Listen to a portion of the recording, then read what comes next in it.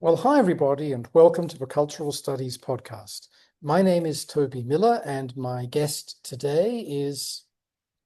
I'm Graeme Turner. I'm an emeritus professor at the University of Queensland in Australia. And Graeme, you're not a stranger to this podcast. This may be your third turn on it. I'm not sure. I think it might be my second, I think. Second, Yeah. is it? So yeah. And of course, we're not strangers. No. Well, as I may have said in our previous conversation, I think I forced myself to the front of a crowded room and introduced myself to you when you just published your first book. So Oh, that really? I don't remember shows, that. Yeah. yeah, well, you wouldn't remember me. I was just another face in the crowd, to coin a film term. But this was National Fictions. It came out in 1986, That's right. Yeah. early on. And uh, I was at a conference in Sydney, perhaps, Yeah, that sounds about right. and you gave a talk, and I was just one of the people admiring it. And regardless of that first encounter, we've been friends for a very long time. And That's it's right. really Yeah. great to see you. And my most recent encounters with you, Graeme, have been reading your blog, which almost sounds like an antiquarian word now, doesn't it? No one talks about that. Yeah. Because everybody uses Substack, and Substack isn't very visually attractive, whereas your blog is, I think. Yeah. I think that I'll accept that. Now, tell me what you're seeking to do with it.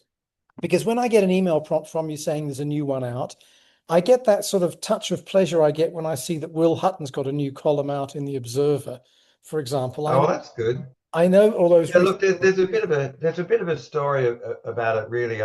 Yeah, Um, and it probably goes back to the lockdowns during the pandemic that right. I'd retired. I've been retired now for about 12 years. And of course, retirement for academics tends not to be like retirement for anybody else. So I was still working, but I'd come to the end of a bunch of quite large research projects, and then lockdown happened, Right. and access to the university was impossible. I was living in a rural community in New South Wales. I couldn't get across to the border to Queensland to go to the university, and I needed something to work on that might interest me. And just at that time, Bloomsbury have got a music series called 33 and a Third, and they set up an oceanic section for it. And 33 and a Third looks at important record albums. And so I got an invitation to see if I wanted to write something for that series. They're only tiny little books, they're only 30,000 words. And years ago, I'd written quite a lot about Australian rock music and had maintained my interest, but I hadn't been writing in that area. So I decided to write a little book about John Farnham's album, Whispering Jack, which was the most successful album ever recorded by an Australian in Australia and had been internationally successful. But because he was slightly out of fashion, even then, within the rock music world, popular music studies completely ignored him. There was almost nothing written about him. So I wrote a book about the album Whispering Jack and the single You're the Voice, which was a big international hit. And with Bloomsbury, they said you could write it in the way you wanted to. So I wrote it in a more conversational and more public-facing way than my academic work had been. I did some interviews with people who'd worked on the album, which was fantastic, all of which I could do from my computer. I didn't need to go anywhere, and I could write it. So that was the project. Really enjoyed doing it. And at the same time, I started to think about doing something else that was aimed at a public readership.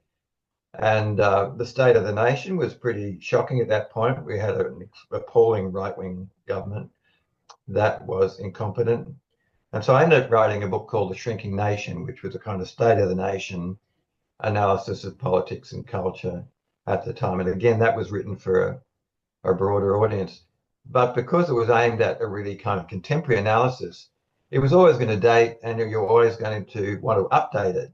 So I set up the blog initially as a way of just doing updates, commentary on what's happened since the book came out. It came out in 2023. So that's how the blog started.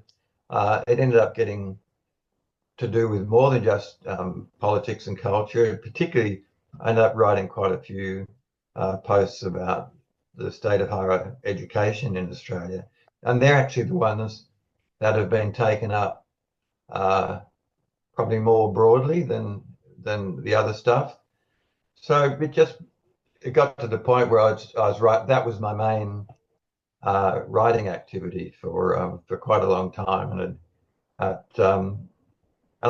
got better at it. I started to get more comfortable with a non-academic voice and worked out how to be kind of trenchant without being simply abusive. And I think that's been fun to do. I mean, I don't have thousands of followers, um, but I do have people who are keen to see the each post when it comes out. Oh, I So enjoy that's a lot. reading it very much. Um, you'll recall Don Aitken died a few years ago, and Yeah. he turned into being a maniacal climate change denier with his amateur mathematics. But other than that, his blog posts about his life and about Australian politics were very, very interesting. It was just when he got into graphs that he pulled out of his ass that the thing fell on its face, I should say. But I very rarely read things that I haven't got confidence have been endorsed by somebody else. I'm one of the Mm, people who wants gatekeepers. I don't think gatekeepers are necessarily bad things. Do you know what I mean? yeah. And so Yeah. I'm still rather keen on, not that I think the BBC gets it right, but that the BBC thinks it gets it right. That is at least to steer in an interesting direction. In the same way as, in your research, you want to look at archival things, ethnographic things, textual things, political economic things, right? That we can get the full picture put together. But with your blog, I feel as though, even though you're being trenchant, to use the word that you deployed, you're also, whilst clearly speaking with a leftist progressive voice, wanting to speak some sort of truth to power. That's why I like it, that you're your own Oh, that's gatekeeper, good. that you're your own gatekeeper. So, Yeah, that's certainly the intention. so here's my question, I guess. What do you have faith in now when you read it online? When you were sitting there during lockdown in your study in Northern New South Wales, and you couldn't go and look at archives, and you couldn't go and necessarily look at printed out journals, what did you learn to have faith in that you read online versus how do you distinguish that from what you don't have faith in?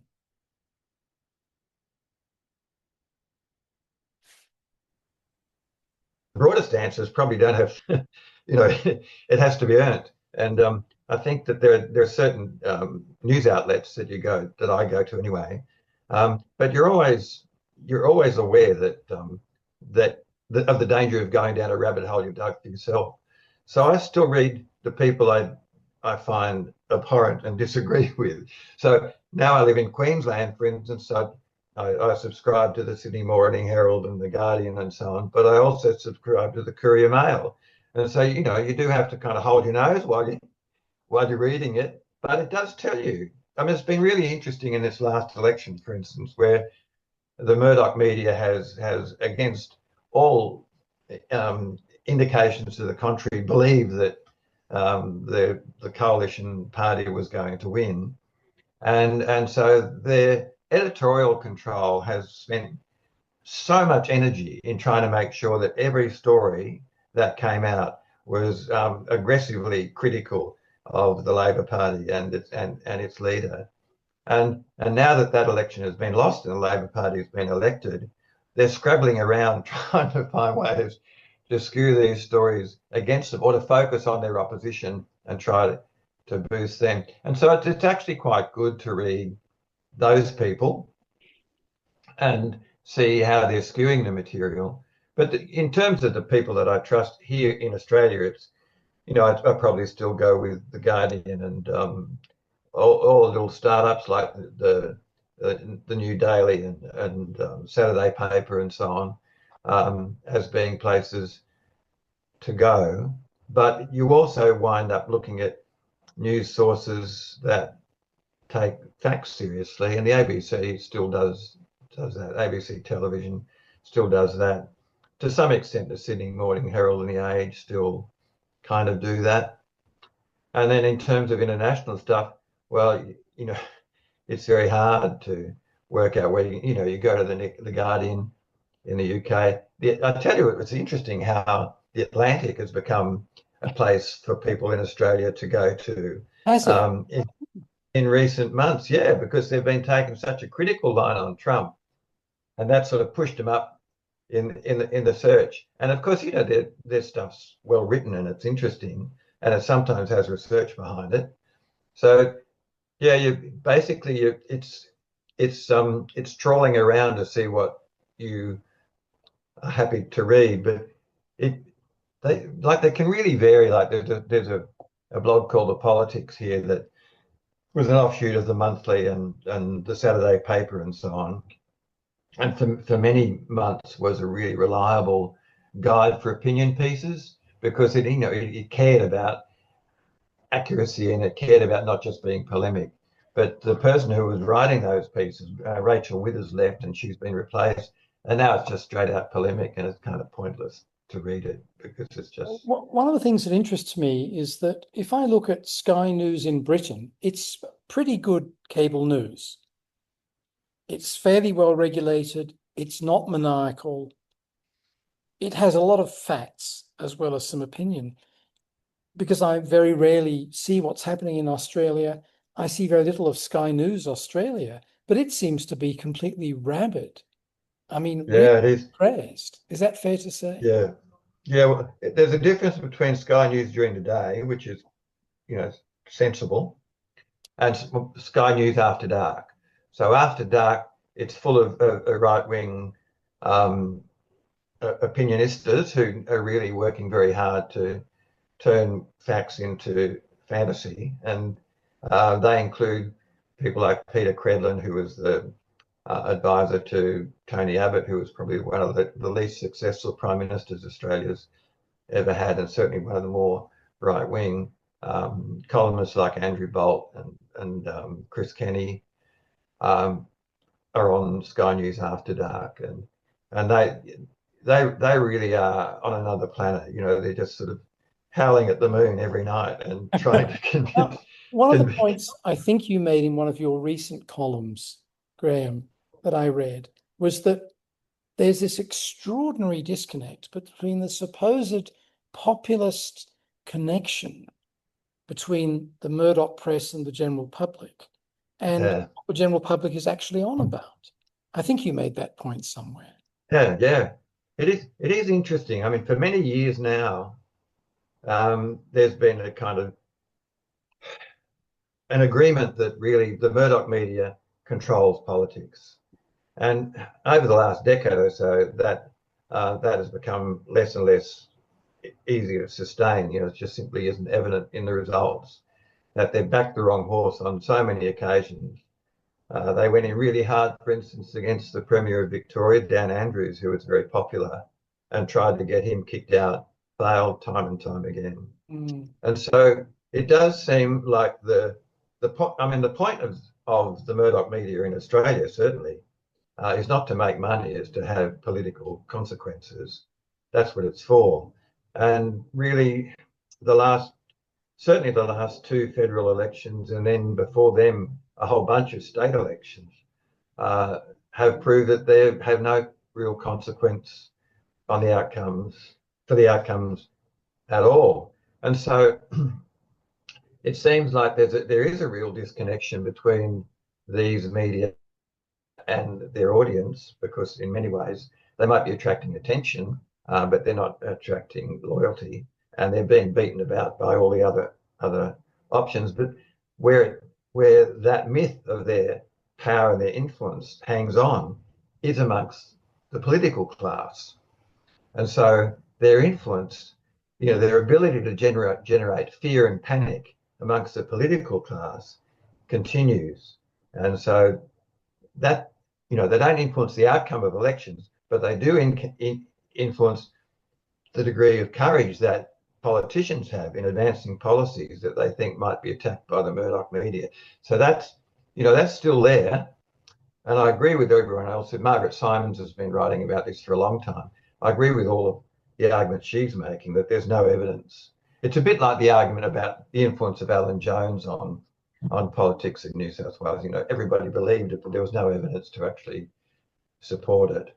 But the politicians believed it, and so it almost became true as a result of that. Well, I think we're looking at something like that, that the influence of the Murdoch media is in the minds of the political class and nowhere else.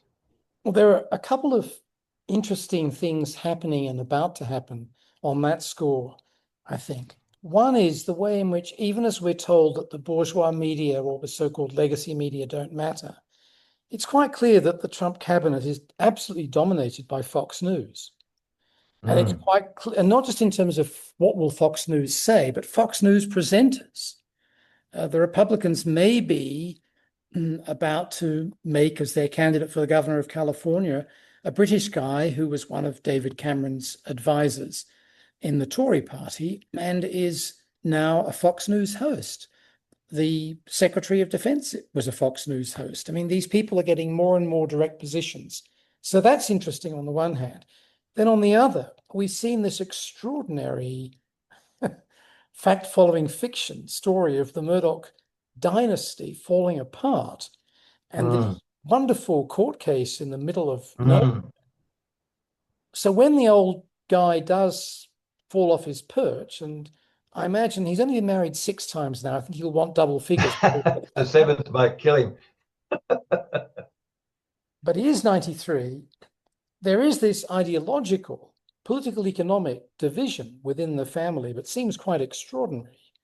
And that might have all sorts of implications for what happens, not just at the fantasy end of things, the Australian Murdoch media, but at the purposive level of governmental representation, direct governmental representation, as in the United States. So I'm interested in what you think will happen when Rupert's fallen off his perch in Australia. What will it mean there? Well, I guess it depends on how long it takes for the rest of the family to kick Lachlan out of the driver's seat. Which I would assume that would be the first thing they would do. I guess if they were going to rationalise in Australia, they'd close down the Australian for a start.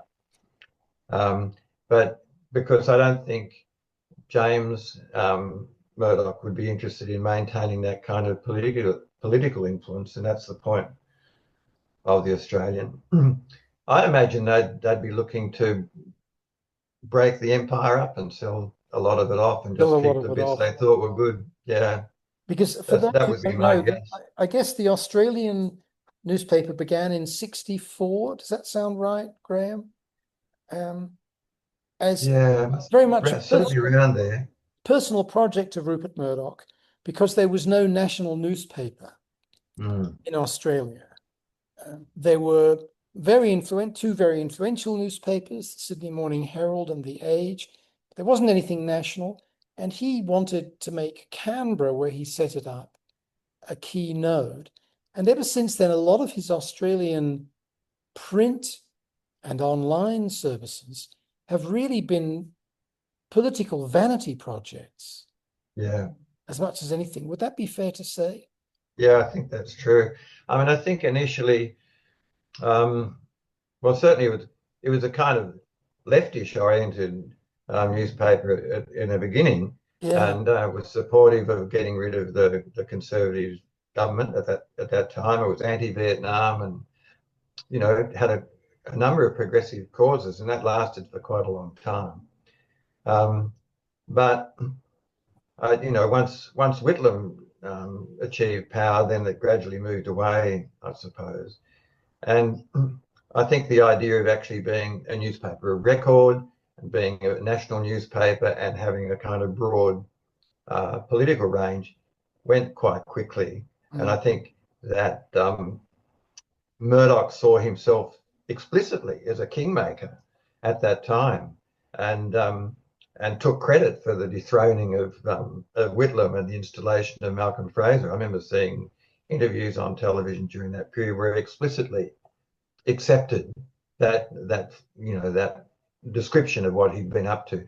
So from then on, this was a project about Murdoch exerting power. And I think it's the same And in Britain, where it's still the case that the Sun newspaper, which is sliding rapidly into irrelevance in terms of readership, remains an obsession for the Labour Party because they think they won in 97, in part because the Sun switched sides. They're still haunted by the loss in 92 and the famous headline, it was the Sun what won it. yeah, the Sun what did it. The Sun what did it, sorry, yeah. And they think this, they appear to think this still matters. It's quite extraordinary, really.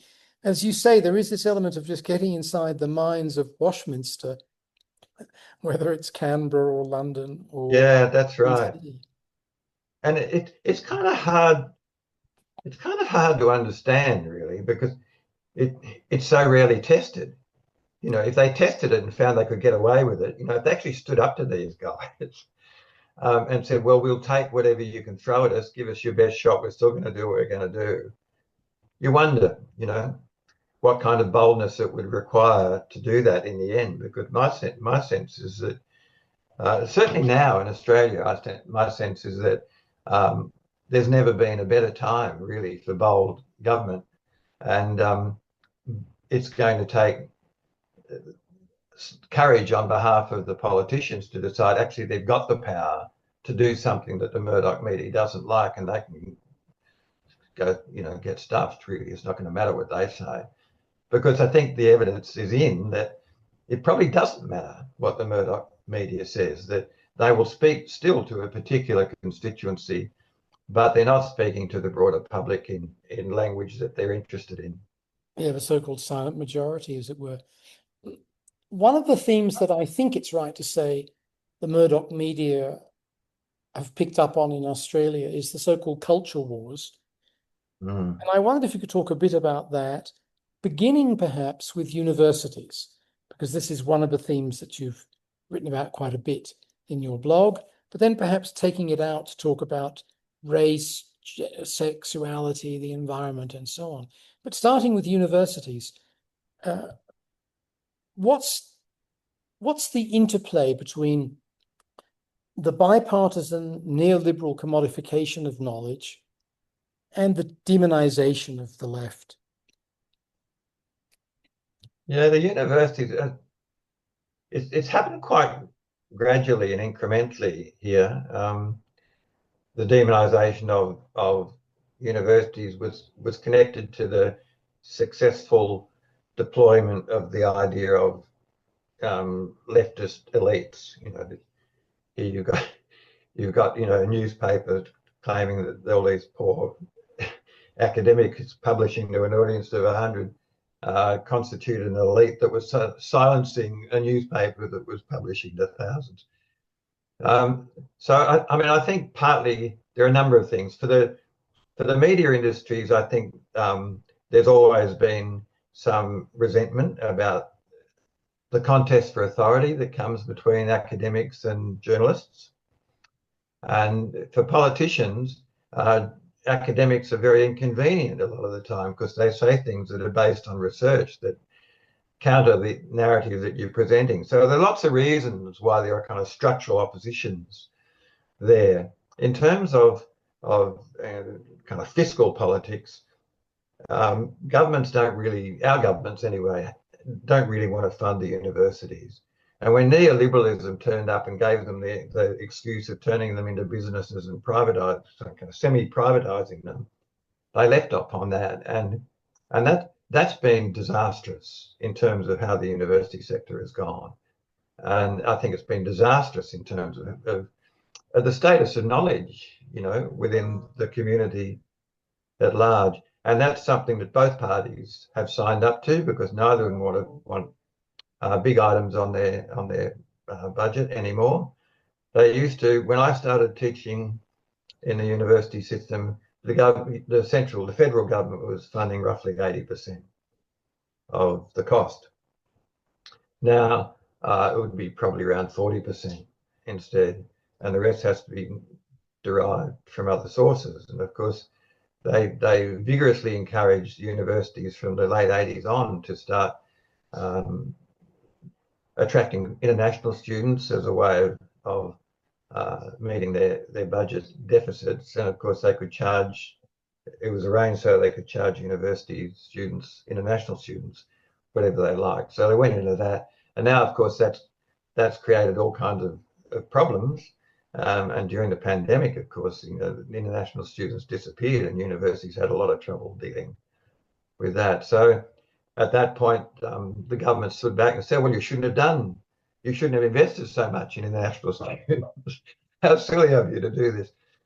So, it's been a long and complicated process, but it has resulted in the policy environment for university funding in Australia being contracting to the point where it looks on them as an industry rather than an institution that's part of the knowledge infrastructure of the country. And, that has all kinds of knock-on effects across the community. And I think that it's going to take a lot to fix it. So on the one hand, there's a political economic bipartisanship. And then on the other hand, there's the more ideologically driven demonization.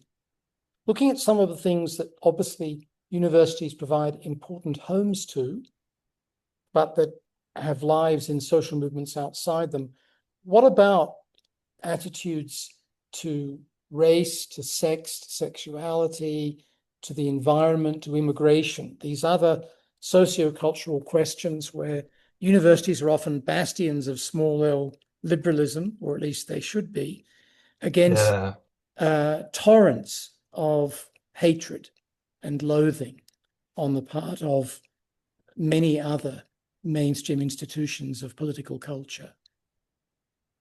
Yeah, I mean, it's the culture wars go back to John Howard, so that's quite a long history now, 20 years or so, where he kind of capitalized on what was seen as a slight reaction against the progressiveness of the Whitlam government, and it's hard to tell now, looking back, why that was so successful. It was successful around multiculturalism. It raised, that was kind of one of the issues. Do we want to be a multiculture, or is this destroying what Australia is at heart, etc.?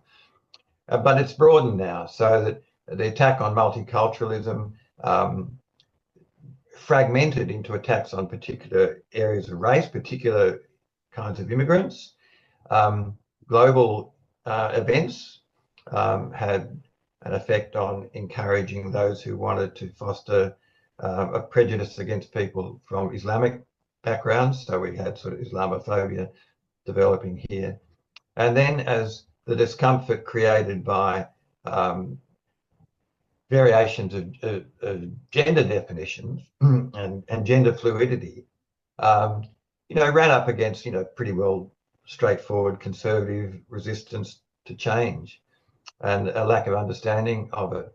And on all of those issues, the opinions of educated experts, elites, ran in the way of the progressive position rather than supporting the conservatives. And so, there was this bifurcation that was partly around education, but partly about the importance of progressive politics as against conservative politics. And the culture wars were a very cynical way of exploiting that division by encouraging people to be afraid and suspicious of progressive ideas that might produce change, the consequences of which they weren't easily able to predict, and the consequences of which were often misrepresented as being, apocalyptic and catastrophic, and we can't have this because it'll ruin the country, etc. So there is, in some ways, it's a standard battle between the progressive and the conservative against change versus the status quo. And we had for, if we had 9 or 10 years, we had a government, the Morrison government in particular, that was vigorously supportive of the status quo and vigorously critical of anything that might change it. So we're seeing the residue of that is still around, even though they've been voted out of power now twice. Um, the cultural wars have left their mark, I think. A lot of people are arguing now that the last election result constituted a final rejection of the culture wars. And I can see why they would hope that that was true, because the culture wars were certainly part of the pitch that the coalition made for their election. But I don't think it's going to be that easy. I don't see it being finalised, but I do think it's a step in the right direction that Australia decided that they weren't going to be bullshitted into the kind of culture war rhetoric that the coalition was dishing out. There is something there, though, that goes back really to the foundations of the sovereign state, and prior to that to British colonialism, which is indigeneity. And there's a Yeah. through line right across history of attempts to render Indigenous people invisible and impotent. Right? That's Mm. something that really, it's impossible to imagine being swept away in a couple of elections. Yeah. No, that's right. I mean, it's interesting. I was on a panel at a writers' festival last year with Amy Ramikis, who now works for the Australia Institute. She used to write for The Guardian, very good, feisty political analyst. And she was talking about the failure of the voice referendum. And she was saying the difference between that and the same-sex marriage referendum was, by the time the same-sex marriage referendum came along, most people knew somebody who was gay Right. and who had long-term relationships and understood why they would want to be given the kind of affirmation and the rights that came with same-sex marriage.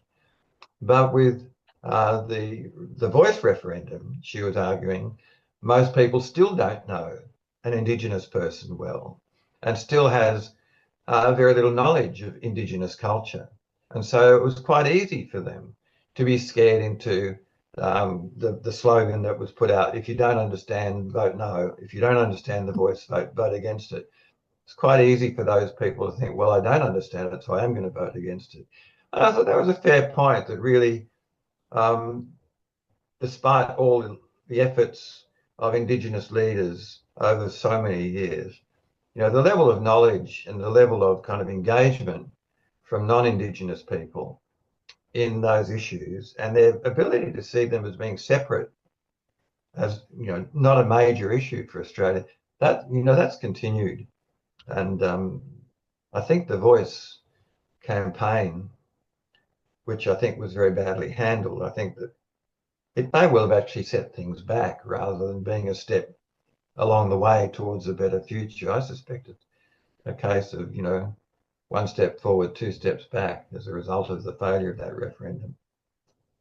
And this inevitably leads to not just the question of Indigenous folks, or the questions of Indigenous folks, or of Islamic folks, but also of this vexed issue of Australia and New Zealand, Aotearoa, being white settler nations in Asia, especially Australia. You can make more of a case for New Zealand, Aotearoa being a Pacific nation.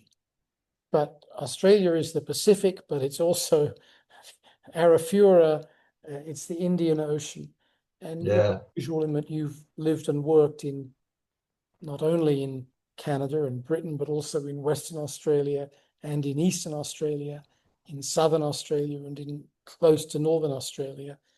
What about that situation of the supposed desire to be part of Asia and desire not to be part of Asia? That seems I so think that's important. that. Yeah, I think that's changed quite a bit in recent years, particularly for younger Australians. I think there is now a degree, slightly similar to the argument Amy was making about same-sex marriage, that I think people's engagement with Asia has been much more direct and personal, and not just as tourists going through, um, the tourist hotspots. I think there's been there's been a stronger influence at the level of the day to day. That, like, for instance, the closest big shopping centre to where I live in Brisbane is Indooroopilly Shopping Town, which is this mega, and it's got millions of brands and so on in there, and it gets rebuilt every 4 or 5 years and turns into even more of a monstrosity. But the downstairs, the ground floor is the place where all the mainstream activity takes place. That's where the supermarkets are and so on. And so on the ground floor, where the supermarket area in Indooroopilly Shopping Town, there's a Coles and a Woolworths, the two major supermarket chains, and two liquor stores, and there are three Asian groceries. And one of them is almost as big as Woolworths, one of them's more boutique, but nonetheless, that's a significant presence, and it's a similar case at that level at the other nearest shopping centre, which is in Toowong. And it does seem like it's not just a matter of a lot of Asian students living in the area, which they do, or a larger number of Asians migrating here, but it's also a greater familiarity with Asian cooking and Asian cuisine, and what comes with that. I don't think that's a trivial connection, and so I think that's changed. I mean, certainly massively over my lifetime, but I think quite a lot in the last decade or so. So that I don't think Asia feels as unfamiliar as it used to. Um, and people aren't just going to Singapore or Thailand. They're going to Vietnam, they're going to Cambodia, they're going to Laos. They're going to places that are, quite tricky historically for us to be going to, because they're interested. You don't go to Vietnam just for the sights. We've got our own intricate and complicit history in what's happened to Vietnam, and you can't really go there without confronting that. So, I think there are paths in the future that makes that relationship look like it's going to be a better one, and one based on more direct understanding by people because they've been there. Now, in amongst all that, we have Paul Keating, who for a day was the Minister for Northern Australia in the 1970s. That's right. A bit like in Britain in 76, where they created a Department of Drought, and 4 days later, after this long summer of a heat wave, it rained. torrential rain everywhere. But PJ Keating, Minister of Northern Australia for a day, but later Prime Minister and some sort of sage of the centre left in Australia, keeps saying that China is a wonderful country and the United States is the past. At least that's what I read him as saying. So, and we've seen lots of our friends in cultural studies in Australia connect their manacles to Beijing. Is the United States really over as a significant presence for people in Australia, do you think? Yeah, it's a good question. Certainly that's the way it's looking at the moment. Yeah. Yeah, and so all the talk in the commentariat about the political relationship to America is we need to be looking elsewhere. We need to be seeing someone else. This relationship is showing, it's got some red flags there. We should be looking somewhere else. There's a lot of that about. I mean, clearly, these are long historical ties, and that is just talk. But it does seem to me that if Trump maintains his momentum over the next 4 years, what's going to be left of America is very different even from what's there now. And so, yeah, our relationship to it's going to have to change. Against that, I think back to the fall of Singapore in 42, which is often seen as the epistemological, geopolitical, cultural shift for Australia from looking to Britain to looking to the United States. But that's also the era of the Brisbane line. Yeah. The United Mm. States says, fuck the whole of, everything north of Brisbane and above. The Japanese can have it. There is this desire to get a treaty, which is ANZUS, that's signed in 1950. Within 20 years, when Australia is still dutifully involved in the American war in Vietnam, the Guam Doctrine is enunciated. And the Guam Doctrine that Nixon generated essentially says what Trump is now saying to NATO, i.e., we will not be held to any treaty agreement to defend signatories to treaties that say an attack on one is an attack on all. We will act on the basis of US national interest. That from the very beginning, post the fall of Singapore, the United States has shown itself to be entirely untrustworthy in terms of geopolitical defense and entirely exploitative of Australia, just as it has of many other countries in the world. Yeah, that's true. I think what's changed is I think there was always faith in America's claim to be a democracy, and I mean anybody who understands what democracy is knows that it was never really a democracy. It was always a republic, and there's a significant difference. But I think the idea that there were values in common that were about how a democracy worked, I think that now looks to be under threat. And if that goes, then I think there will be consequences for the politics, for the relationship between Australia and the US. And what about at the everyday level?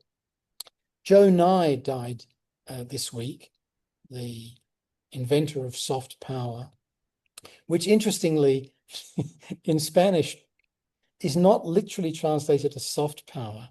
It's translated as bland power. Oh, that's nice. And one of the things Nye was wrestling with in the last years of his work was whether China could displace the US when it came to this so-called soft power, this term that he had coined. And until Trump, he said, no, it can't, because it just doesn't have enough points of cultural affinity with most countries in the world, doesn't produce texts that people are interested in, by and large. Produces other things people want to buy, but not consciousness in the way the US did. Not long before he died, he started saying, well, maybe. Yeah. So what about the situation with Anglo-style, US or British TV drama, Hollywood film, music in Australia? Is it as it was 50, 30, 10 years ago? Or is that changing too? Let me think.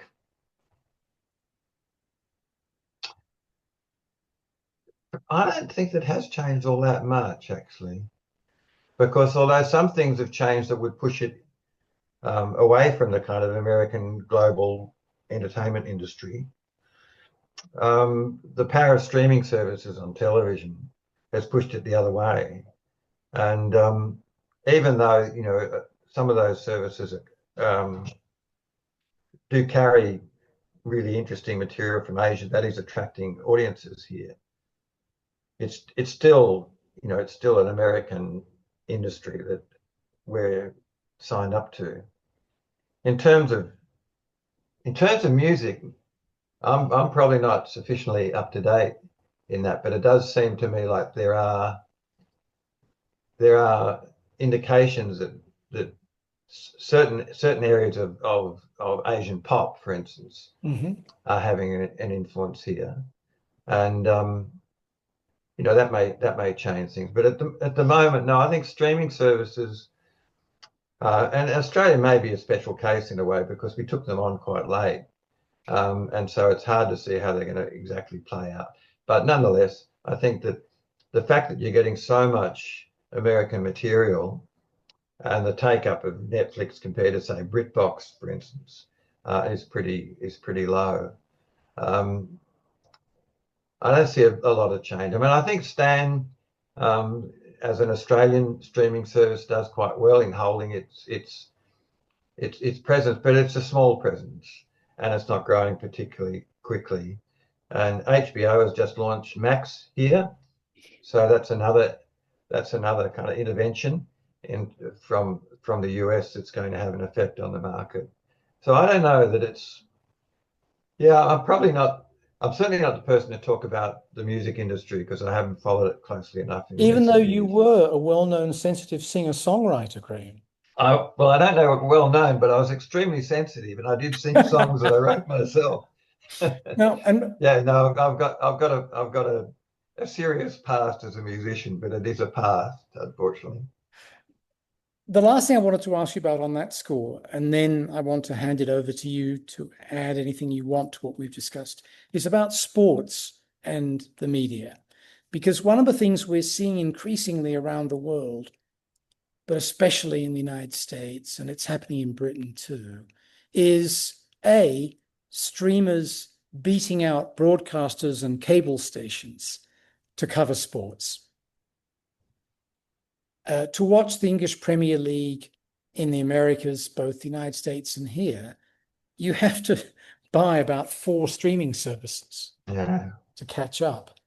And then the other tendency, following on from what Formula One does in many countries, is these sports don't want to sell their rights to anybody except the customer directly. So instead of the idea of selling them to a broadcast network or a cable network, or indeed to a streamer, they want to sell it to you and me. Where does that seem to be heading in Australia with its extremely unusual sports market, which is not national really, apart from cricket? I think it's fair to say it's a yeah, more regional set of tastes, isn't it, apart from cricket? Is that still fair yeah. to say? Yeah, it is heading in that direction, I think, that we've lost a lot of cricket from free to air, for instance. That's going into Foxtel, um, and they've got a subsidiary called KO that does the rugby league and a number of other sports as well. So I think that the tendency is for sports that might once have screened free to air are now increasingly going on to subscription services of one kind or another. And there are a few instances where the line has been held. Rugby league is one, and there's a few instances where sports that weren't covered by free to air or anybody for that matter are now being covered quite well, and they're largely women's sport, Like net. women's soccer in particular, and netball. Yeah, right. So, that's an interesting development that women's sport in a sense, was neglected by the streamers because they didn't think there was an audience for it. And now the free-to-air networks have picked it up, and lo and behold, there is an audience for it. And the success of the Matildas is just a really interesting story in itself. So I think that the overall trend is towards more and more contraction into streaming services that are specifically sports based, but there are exceptions to that. And I think there is public as well as policy concern about trying to hold the line so that so much of the sport that's considered to be of national interest is still available free to air. But we can't get international one-day cricket on free to air anymore. That's all It's siphoned interesting, off. So there's in England, the 2005 Ashes are held up as, the greatest Ashes of all time and remarkable, and, wasn't it incredible? But it's also held up as the death of cricket as a popular sport in England, because the massive audience numbers that went to Channel 4, I think it was SBS in Australia that had it, when major broadcasters had thought that it wasn't going to be very popular anymore because Australia kept winning. The massive audiences that were drawn to Channel 4 meant that Sky got involved. It ceased being free-to-air television. And that meant that Caribbean descended and South Asian descended people, by and large in the working class, couldn't afford to watch it. And that's meant that the percentage of players in the England cricket team going to private fee-paying schools and that are white has skyrocketed in the 2 decades since. Oh, I didn't know that. That's interesting. It's Mm. yeah, so there are real social implications for this. And both Australia and Britain did have legislation to try to protect. It got watered down here, Uh-huh. along with like you probably remember how vigorous the campaign for local content was back in the 80s and 90s. Yeah. And that's gradually been sort of chipped away, so that now the local content rules are much less effective and much less of a concern. And they, each time they get revised, they narrow down the sports that they are prepared to protect. So the trend's all been one way, and it's hard to see how that would change And I without get similar specific things. government intervention. Probably similar things apply to music. There used to be a local music quota on radio. Yeah, Yeah. Right. yeah. It's really hard to explain to people now, that are listening to music, young people who are listening to music on the streaming services and so on, how important the local content requirements were for Australian produced music on radio.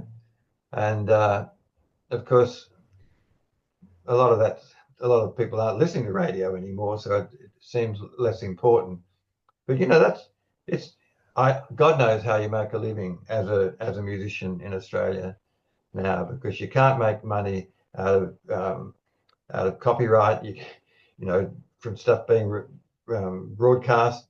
You certainly can't make money out of Spotify, and so basically the only thing you can do to make money is to tour. And pubs are closing all the time. Mm. So there are fewer venues. Yeah. Mind you, I mean, I share an experience with you that you'll enjoy.